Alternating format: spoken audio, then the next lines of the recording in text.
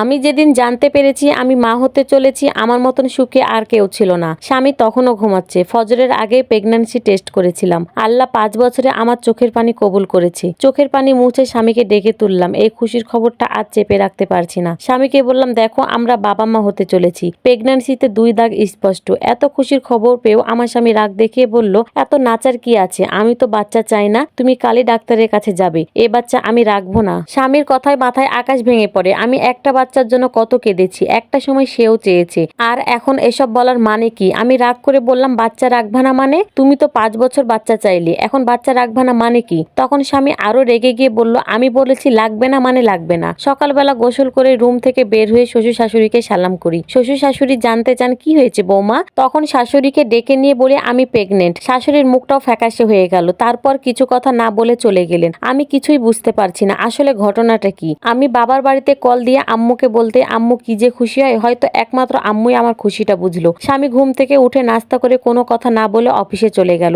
আমি বেশ অবাকই হলাম। দুপুরে আবার বাসায় ফিরে আমাকে বলল রেডি হও, এক জায়গায় যাব। আমি ভাবলাম আমাকে হয়তো সারপ্রাইজ দিবে। মনে মনে খুশি হলাম, তাড়াতাড়ি রেডি হয়ে নিলাম। তারপর সে আমাকে নিয়ে গেল একজন ডাক্তারের কাছে। ভাবলাম হয়তো চেক আপ করাবে। ওখানে যাওয়ার পর কিছু টেস্ট দেয়, আমার ব্লাড নেয়, ইউরিন নেয়। 2 ঘন্টা অপেক্ষা করার পর রিপোর্ট আসে। আমি 2.5 মাসের প্রেগনেন্ট। আলহামদুলিল্লাহ বাচ্চা সুস্থ আছে। আমি তো অনেক খুশি, আমার মধ্যে একজন বড় হচ্ছে। তখন আমার স্বামী আমাকে ডাক্তারের চেম্বার থেকে বের করে বাইরে বসতে বলল। আমি বাইরে এসে বসি। সে ডাক্তারের সাথে কি একটা পরামর্শ করছিল। সে বাইরে আসার পরে বলল আরেক জায়গায় যেতে হবে, চলো। আমি তার ব্যবহারে অবাক হলেও তার সাথে যাই। একটা বাসায় নিয়ে গেল, তার 20 মিনিটের মধ্যে ডক্টরও চলে আসলো। এরপর একটা রুমের ভিতরে নিয়ে গেল আমাকে। 2টা ওষুধ খেতে দেয় ডাক্তার। আমি জিজ্ঞেস করলাম এটা কিসের ওষুধ আর এখানে বা আসছে কেন? স্বামী ধমক দিয়ে বলল খেতে বলেছি খাও। আমার কিছুটা সন্দেহ লাগে। আমি ওষুধগুলো না গিলে জিহ্বার নিচে রেখে দিয়েছি। কৌশলে হাতে থাকা টিস্যুর মধ্যে রেখে দিই। পরে সুযোগ বুঝে টিস্যুতে থাকা ওষুধটা আমি ফেলে দিই।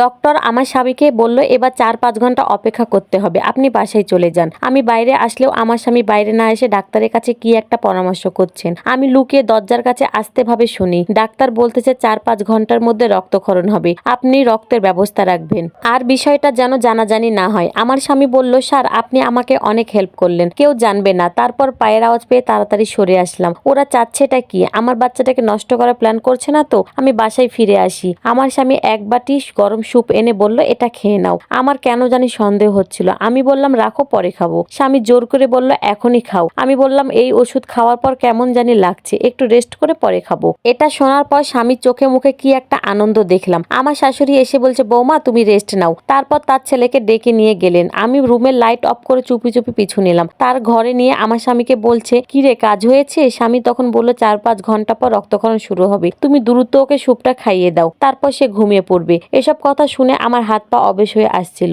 তারা আমার সন্তানকে নষ্ট করার জন্য এত বড় প্ল্যান করছে। আমি তাড়াতাড়ি আমার রুমে গিয়ে দরজা লাগিয়ে দিই। কান্নায় বুকটা ফেটে যাচ্ছে। আম্মুকে কল দিয়ে সবটা বলি। আম্মু বললেন আমরা এখনই আসছি তোকে নিতে, তুই দরজা খুলবি না। এক আপু এই স্টোরিটা লিখে পাঠিয়েছেন। এই গল্পটি আরো একটা পার্ট আছে। পুরো গল্পটি বললে ভিডিওটি বড় হয়ে যাবে, তাই এতটুকুই রাখলাম। নেক্সট ভিডিওতে পরের পার্টটা দিব।